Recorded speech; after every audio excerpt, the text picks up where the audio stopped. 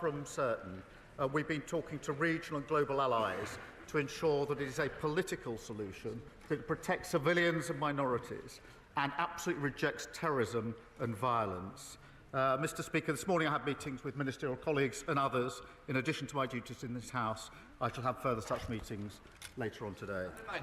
Thank you, Mr. Speaker. May I associate myself with the remarks of the Prime Minister in welcoming the fall of Assad and the hope now for the Syrian people. Mr. Speaker, since it returned to Labour control under Mayor Chris Cook, Middlesbrough Council has not only been taken out of government intervention in terms of children's services and a best value notice, but is also on track to becoming financially stable. I know the Prime Minister will want to join me in congratulating Mayor Cook and the Council on its recent successes. But after 14 years of Conservative austerity, can the Prime Minister confirm that the spending review will not simply end, but will unwind austerity and provide the resources councils need to properly serve our communities? Prime Minister. Well, I join him in paying tribute to the Mayor and all local representatives across the country who do a fantastic job even when funding was cut to the bone under the last 14 years of the Tory government. Mr. Speaker, we're boosting local government funding by £4 billion, investing £1.6 billion to improve roads. And I was proud to see the work on the carbon capture cluster in Teesside, which will create 2,000 new jobs. Leader of the Opposition, Kemi Badenoch. Mr. Speaker, last week the Prime Minister didn't seem to want to talk about appointing fraudsters to his cabinet. In fact, he seemed to want to talk about immigration. So let's talk about immigration. He has relaunched yet again. Many new targets, 6 milestones, 5 missions. But why was cutting immigration not a priority? Speaker, I'm glad she now wants to talk about immigration. Last week she said she didn't, and for good reason. Because the previous government presided over record high levels of immigration. The figures just a few weeks ago, nearly 1 million on net migration. That is unprecedented. A one-nation experiment in open borders under the last government. And she was the champion. She stood up and praised the then Tory Home Secretary for listening to her on removing caps on migration visas. So she was applauding it. Now she's furious about what she was campaigning for. We will drive it down. We will drive down lawful migration. We'll drive down illegal migration. Mr. Speaker, he talks about open borders. He was the one campaigning for free movement. I was in this House asking for a lift on skilled migration. He was there supporting all of the people who should not have been in this country. He wanted us to relax immigration. But as he's so keen to talk about the past, let's look at his record. 4 years ago, the Prime Minister signed a letter demanding that foreign criminals be allowed to stay in Britain. Dozens of Labour and Liberal Democrat MPs repeatedly signed these letters insisting that rapists and murderers be allowed to stay here. One of those criminals, Ernesto Elliott, had 17 convictions, including for knife crime. After his deportation was blocked, Elliott went on to murder someone. He was able to stay here and murder because people like this man campaigned against deporting criminals. Will he apologise for signing these letters? Mr. Speaker, I'd firstly remind her that when we're in the number now, under their watch, of migrants coming to this country, nearly 1 million, is over 4 times the number when we're in the EU. They lost control of the borders. And the particular example she puts to me is an example of failure under her government to take the necessary measures to keep our country safe. Mr. Speaker, this is a ludicrous assertion. He is the one who was repeatedly signing letters. He even asked us to pause all deportations. He doesn't want to talk about his past, Mr. Speaker, but that letter is just the tip of the iceberg. There is more. The Prime Minister actually complained that the immigration system was working to deter migrants rather than provide support. He said, and I quote, that he was proud to have served as Jeremy's shadow immigration minister. He boasted that he took the last Labour government to court for cutting benefits for asylum seekers. He said he would never set a target-based approach to immigration. He wants to talk about immigration. Let's talk about his record. We can talk about it all day. I have committed... Mr. Speaker, the Prime Minister says he wants to talk about immigration. I have committed to a cap on migration. Why won't he? Mr. Speaker, she talks about my record. For 5 years, I was the chief prosecutor, prosecuting people who went to prison, many of whom were then deported. So while she's talking, I was actually doing the hard yards of convicting those that should be in prison. And she presided over record numbers of asylum seekers in this country, a record number of lawful and irregular migrants. That is 14 years when they lost control of the borders. They set a cap for each of those 14 years. It wasn't hard, it didn't stop people coming, and it got a record number. They should apologise for what they've done with their open borders policy. Mr. Speaker, he did not answer a single... Do you want to leave?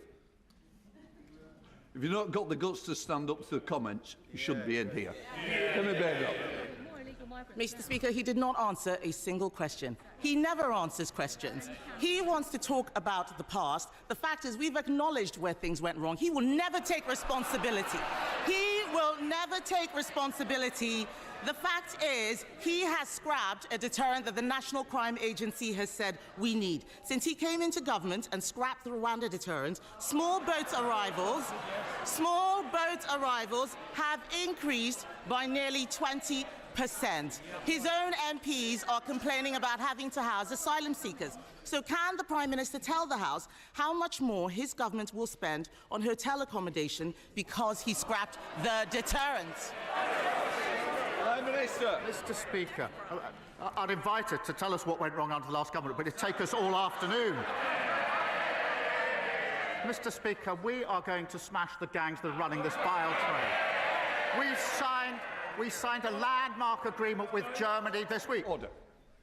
Mr. Philp, you've been very loud. I think now we're going to have a little bit of silence from you, Prime Minister. This week we signed a landmark agreement with Germany. She should be welcoming that, because that will make sure we have the powers to take enforcement action across the continent where it is needed. We've set up the Border Security Command. We've committed £75 million on top of the existing £75 million. We're extending the powers so they're counter-terrorism-like powers. We've retained 9,400 people who shouldn't be here. A record flight got off. They talk about getting the flights off. They did it for years. They didn't succeed. We got the flights off. Mr. Speaker, he says he wants to smash the gangs. The only thing he smashed is his own reputation. The fact is, what he has been agreeing is not going to do anything. The cost of the Iraq agreement is £500,000. That wouldn't even buy a house in his constituency. Many of the things he's taking credit for are our agreements. Let's talk about what he put in his manifesto. The Prime Minister promised to end asylum hotels. He promised, he's the Prime Minister now, he promised, but in Altrincham and Peterborough, his government is expanding the use of asylum hotels because he unilaterally disarmed the deterrent. In fact, Mr. Speaker, a man who arrived by small boat told Sky News he was happy Labour were in power. That man said the Conservatives, and I quote, wanted to deport us, but Labour are making the procedure easier for us. He's right, isn't he? Prime Minister. Mr. Speaker, I really thought she should welcome the Iraq deal. Anybody who wants to deal with this vile trade would have welcomed it.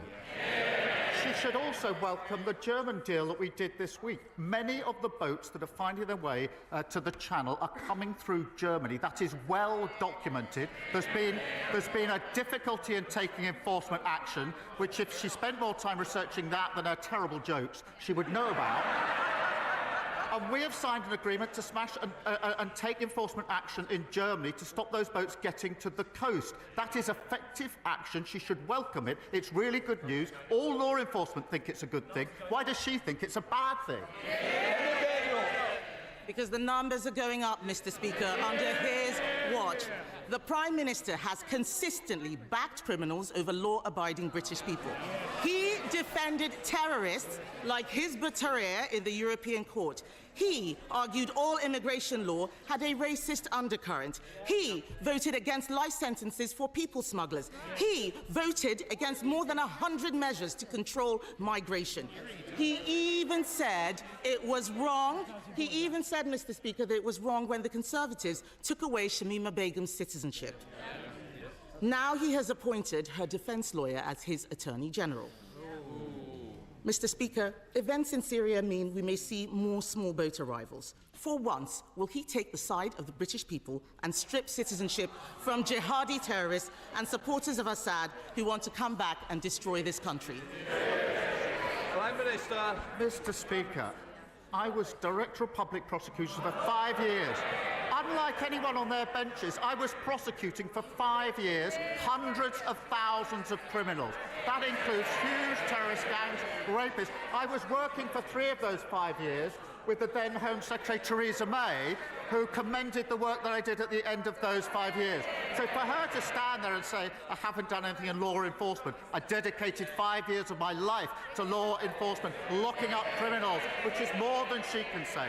And it would be easier to take the opposition seriously if they actually got serious. Not a slither of remorse, not a hint of contrition. It's like the arsonists complaining about the people who are trying to put the fire out.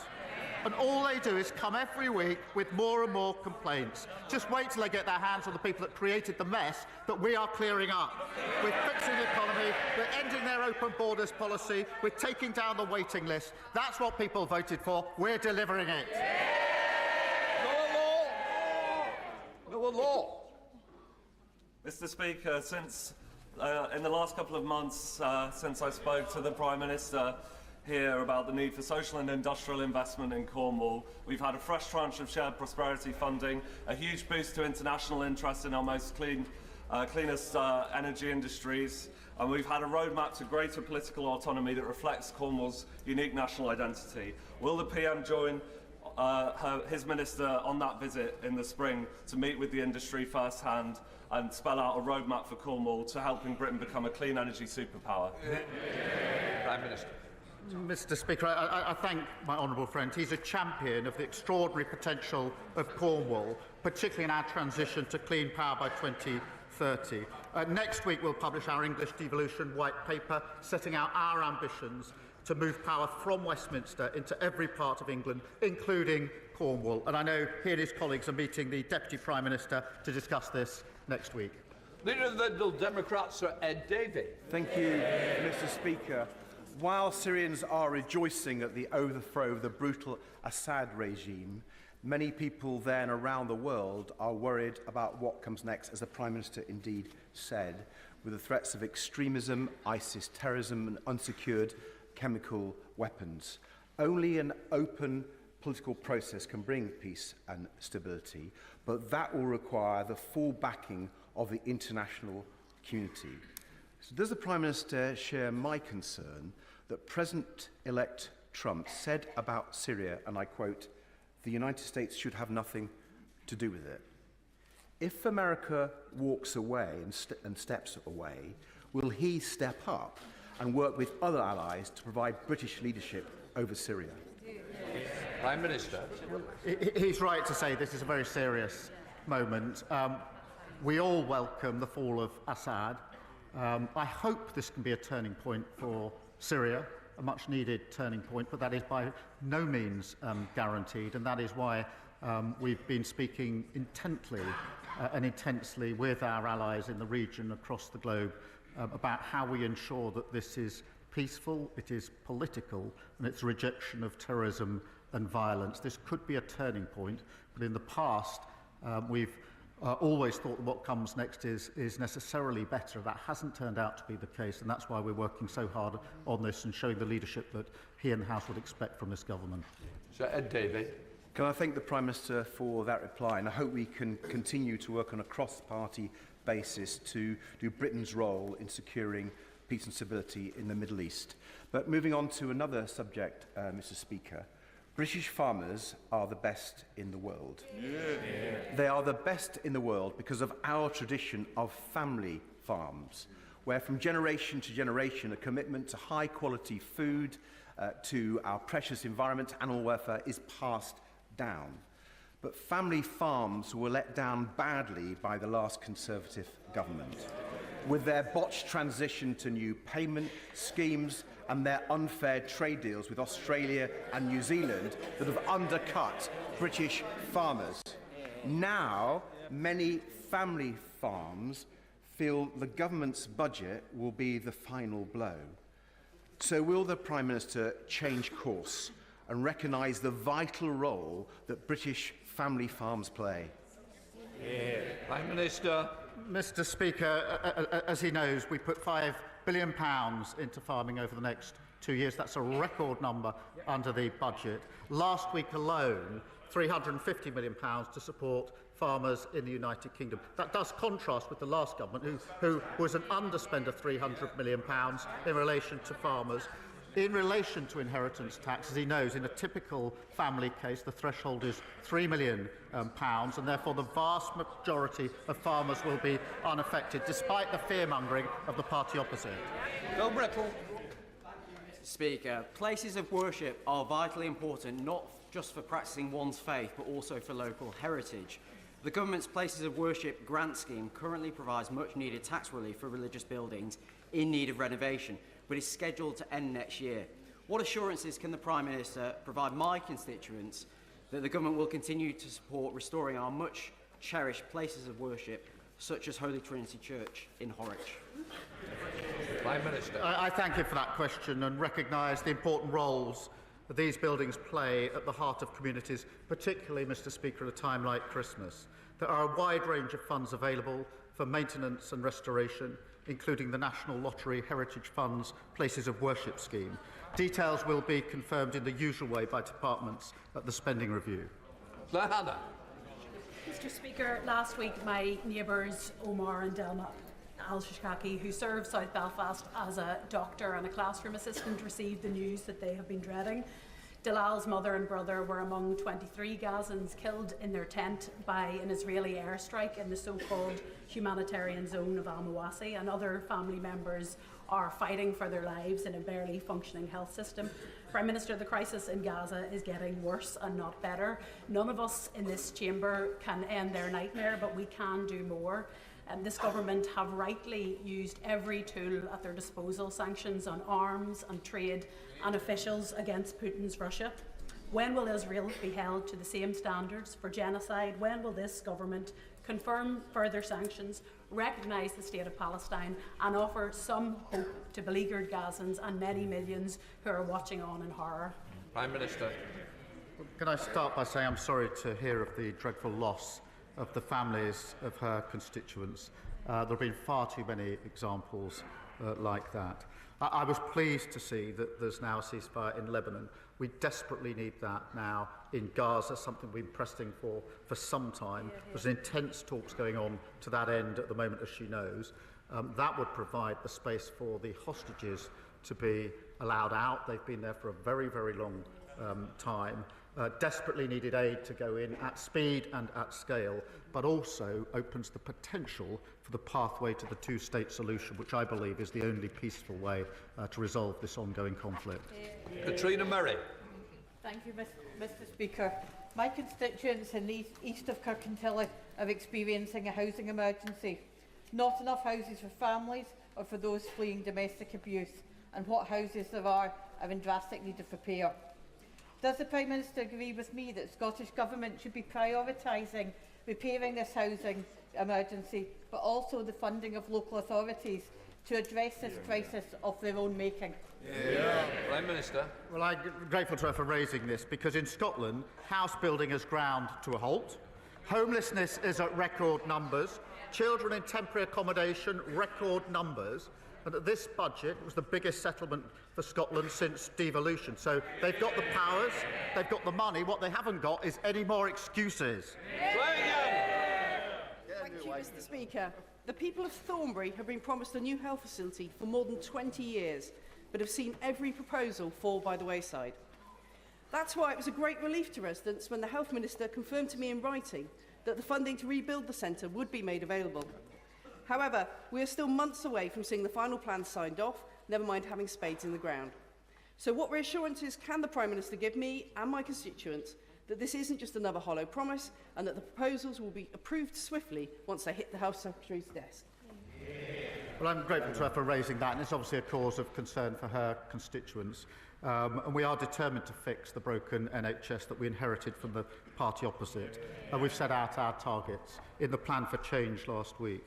As she knows, the Department for Health, NHS England and Local Care Board are working together to deliver for patients in her constituency. It is important, as she'll appreciate, that we go through the proper business case as part of this rebuild. But what I can make sure is she gets a meeting with the relevant minister to be updated on behalf of her constituents. Peter Lamb. Thank you, Mr. Speaker. Following years of real terms cuts to their funding, St Catherine's Hospice, serving my constituency of Crawley, has recently made a number of redundancies. Palliative care is hugely important to our communities, and I pay tribute to them for their work. Can the Prime Minister join me in thanking the work of St Catherine's and outline how the Government will look to support palliative care moving forwards? Prime Minister. I will join him in that and recognise the vital role that hospices play in providing support to people at the end of their life and understand the challenges that they face. Most hospices receive funding by providing NHS services, and funding will be set out in the usual way. Thank you. Jerome Mayu. Mr. Speaker, losing a farm is not like losing any other business. It can't come back. Now, those are the words of the Prime Minister, those that he said to the NFU in order to get their votes. So can the Prime Minister understand why farmers in Broughton and Falkland and around the country now think that his administration is duplicitous? Mr. Speaker, I think everybody welcomes the £5 billion over the next 2 years that we put in the budget to... Well, they shake their heads. I'm afraid they do. £350 million in the last week alone, compared with the £300 million underspent by the last government. On the threshold, as he well knows, in an ordinary family case, the threshold is £3 million, and that means the vast majority of farmers will be unaffected. Joyce Dewbray. 14 years of the party opposite gutting local government has left councils having to make impossible. My constituents were recently shocked when Cannock Chase District Council proposed the closure of the Museum of Cannock Chase and the Prince of Wales Theatre. Can the Prime Minister ask the Culture Minister to please, and his officials to please meet with me to see what can be done to save our museum and theatre? Mr. Speaker, they groan at the question. The Leader of the Opposition was saying they're coming to terms with their failures. Well, they're obviously struggling just with it. I understand it's been a huge loss to his constituency. Councils across the country were at the front line of the last government's ruinous economic failure. We announced £4 billion in additional funding for local government, a real terms increase in core spending power. We will continue to do so, and I will make sure that he gets a meeting with the relevant minister. Chris Law. These last months have shown that cruel Westminster governments of whichever party continue to target the weakest in society, while the Scottish Government will continue to protect them. Whilst the Labour Party have voted to continue the two-child benefit cap from the Conservatives, the SNP are abolishing it. While the Prime Minister picks the pockets of pensioners of their winter fuel allowance, Scotland's First Minister, John Swinney, has reinstated it. So, Mr. Speaker, given support for Labour is plummeting, and support for Scottish independence is once again leading in the polls, who does the Prime Minister believe makes the best decisions for Scotland? Prime Minister. Those that were elected in a general election on the 4th of July, they're sitting here.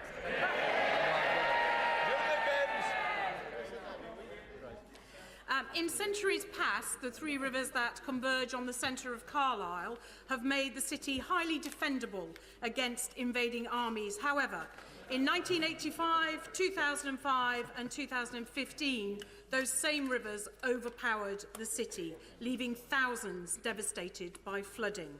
What assurances can the Prime Minister give my constituents that the flood defences that the Conservatives promised but failed to deliver will be completed under this government?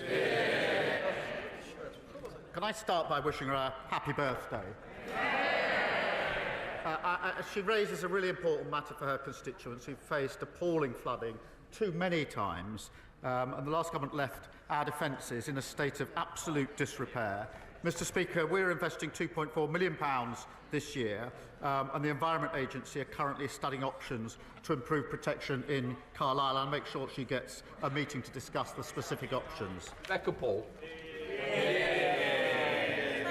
Mr Speaker, in recent weeks, the former head of MI6, Sir Richard Dearlove, has warned that conflict between Russia and the West is no longer coming, it has already come. With Russia poised to spend more than 6% of its GDP on its military next year, the time for reviews and roadmaps is over. Will the Prime Minister recognise the urgency of the situation and commit to spending at least 2.5% of GDP on defence without further delay? Well, Mr Speaker, she's right about the importance of national security, particularly at the moment. At the budget, we delivered a £2.9 billion increase in the MOD budget. We're pleased to deliver the largest pay rise for our armed forces in 22 years, and we'll set out the path to 2.5 in due course. That target, of course, was last met under the last Labour government. It wasn't met once in the 14 years that they were in power. Right, McNally.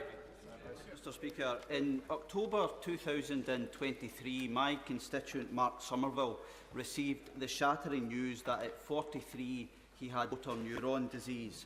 Since then, he has set up the Mark Somerville Foundation and is doing incredible work to raise awareness of the condition. Mark is in the gallery today and will speak to MPs later about living with MND. Will my right honourable friend join me in recognising the work of Mark and his foundation and commit the government to doing all it possibly can to support efforts to find a cure for this devastating disease? Well, I thank my honourable friend for raising this case. He mentioned it to me last night, and I do pay tribute to Mark, who's in the gallery, and the work of his foundation.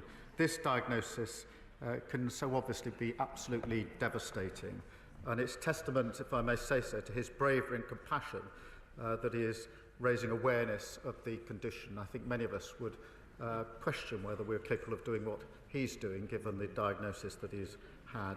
Last week, of course, Mr Speaker, I paid tribute to the inspirational Kevin Sinfield, another incredible champion. And I say to both of them, all those campaigning, we stand with you in this fight. Sir Ian Duncan-Smith. Mr Deputy Speaker, the Ron Cornelius has been detained in Dubai for 17 years. His property was seized in what is a very unjudicial process. The Prime Minister has been to UAE. I want to ask the Prime Minister whether, when he went there, did he now demand that Ron Cornelius was freed, given that the United Nations came to the conclusion that his detention was arbitrary and in violation of international law, and following that, would he now make Magnitsky sanctions deliverable on those who are responsible for this after he is released? Prime Minister. This is an important case, and of course it's been raised by the government a number of times, including by the Foreign Secretary as part of the trip that I was on. I myself raised human rights issues, but it is a serious case. We'll continue to press for the outcome that I know he and his family desperately want. Sarah Owen. Thank you, Mr Speaker. Stellantis could not have asked for more from the workers at the Luton plant. Like every generation of Vauxhall worker in Luton, they meet every target set. They make every innovation demanded of them. They never give up.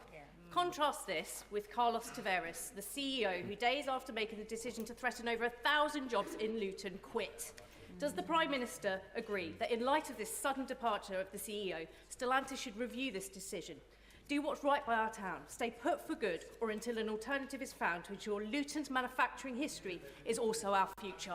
Prime Minister. I thank you for raising it, which is it's obviously an issue of grave concern to her constituents, and the government is totally committed to supporting the workers and their families at this uncertain time, and the Industry Minister will meet the company this week to discuss plans for workers and the site to ensure that dedicated support is in place. We'll continue to do so because I know it's an issue of considerable concern to her constituents. Joshua Reynolds. Ben and Henry, the otherwise known as the Ocean Oarsman, will be rowing across the Atlantic next year for Alexander Devine Children's Hospice in Maidenhead, with a target of raising £50,000.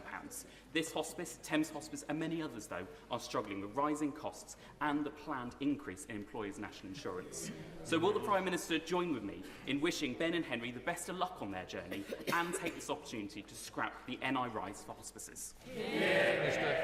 Well, can I pay tribute to Ben and Henry and everybody supporting their campaign? It's obviously an important issue. The funding arrangements will be set out in due course. For retail workers in Bolton North East, the busy Christmas season is overshadowed by shoplifting, which Usdall's latest survey identifies as the leading trigger of abuse, threats and assaults. As the police drop in Bromley Cross, officers welcome this government's commitment to clamping down on low-level shoplifting and prosecuting repeat offenders. What more can the government do to tackle shoplifting and support retail workers and businesses during their critical holiday season? Prime Minister. Well, I thank her for raising this, and I've spoken to many who work in our shops who are very, very concerned about shoplifting, and because of the approach that was taken by the previous government, it went out of control. We are bringing it under control. It's not low level. It has a huge impact on other customers, has a particular impact on staff working in supermarkets, and that's why we are dedicating funding to training police and retailers and supporting specialist analyst teams to crack down on the gangs that are targeting retailers. Paul Holmes. Thank you very much, Mr. Speaker. In the last few weeks of the last government, we awarded millions of pounds to remote train stations like Hedge End and Swanwick in my constituency under the Accessibility for All scheme. In the first 2 weeks of this government, that was scrapped. Will the Prime Minister use his good offices to give my constituents and stations across this country an early Christmas present and give us our money back, please? Prime Minister. Well, I'm grateful for him. This is an important issue for his constituents. The problem is the last government made lots and lots of promises, but they never set aside the money to pay for them. That's why we picked up a £22 billion black hole. They made promises in relation to infected blood, promises in relation to Horizon. They didn't put aside the money to pay for it. We've had to inherit that, to clean it up. We will get on with delivery, but we had to balance the books and stabilise the economy first. Lizzie Collins. Mr. Speaker, this past weekend, one of my market towns, Kirkby Lonsdale, suffered a devastating fire, resulting in the loss of a local man's life. The whole town centre was closed and many local businesses have been affected. Sunday was meant to be a day of celebration with Christmas markets, family games and community events, and instead the town faced a tragedy. Can the Prime Minister tell me how the government can support communities like Kirkby Lonsdale to rebuild and recover after tragedies such as this? Prime Minister. I'm grateful to her for raising this awful situation, and I think all of us can only imagine the impact that this must have had on the town, on the families and the friends of the victims of this awful tragedy. And I commend the community, which has come together in an extraordinary way in the aftermath of this awful event. I'll make sure she has a meeting with the relevant minister to discuss how the government can support her community at this vital time. Final question, Ellie Chance. Thank you, Mr. Speaker. This week I was contacted by my constituent Sally. She's a GP and she'd called 999 on Monday for a critically ill patient to try to get an ambulance, but couldn't because they were all stuck outside Hereford A&E waiting to unload their patients. At the same time, we know that across the country, medically fit patients are unable to be discharged because of the social care crisis. So can I ask the Prime Minister, what is he doing to fix social care, to fix patient flow through hospitals so that ambulances can get back to saving lives? Well, I'm grateful to her for raising this case, and it's awful, an example that is all too common because of the fact that the last government broke the NHS. And she'll have seen the Lord Darcy report that we published on the state of the... They should be utterly ashamed of themselves in relation to what they did to our NHS. But she raises a really important point. That's why we put a record amount into the NHS in the budget, £25 billion. We've set out in our priorities what we need to do with the NHS. We'll work at pace on this as hard as we possibly can. She's right to raise it. They should hang their heads in shame. That completes Prime Minister's questions.